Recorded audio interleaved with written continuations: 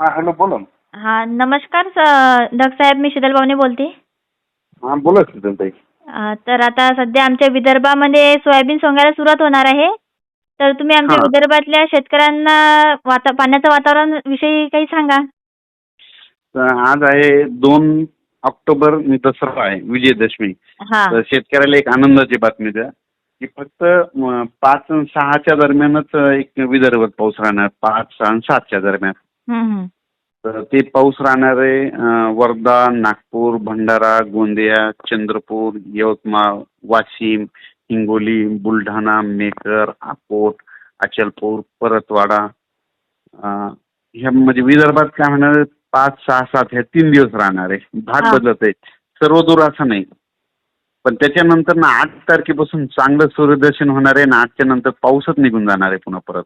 म्हणजे आपल्या शेतकऱ्यांसाठी खूप आनंदाची बातमी आहे नंतर. हा, आनंदाची बातमी. हा हा. म्हणजे विदर्भातलाच नाही तर जवळपास काय होणार आहे सगळीकडला. काही ठिकाणचा 7 तारखेला पाऊस निघून जाणार आहे.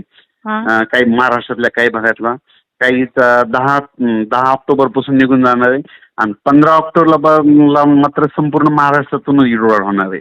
हा. विड्रॉल होईल. हा, मग ते आता सध्या मग शेतकऱ्यांना काही करायचं काम नाही. हा, एवढी घाई नाही केली तरी चालतंय. आज आणि उद्याचे दिवस, उद्या 3 आणि 4 तारखेला शेतकऱ्याला पण आणखीन ऊन आहे.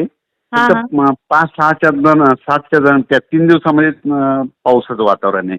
आणि विशेष म्हणजे काय झालं, इकडं मराठवाडा, पश्चिम महाराष्ट्र, उत्तर महाराष्ट्र तिकडं पाऊस कमी. फक्त पाऊस विदर्भाकडेच जरा जास्त पडणार. त्याच्यामुळे हे मागचा सुद्धा अंदाज सांगितला होता.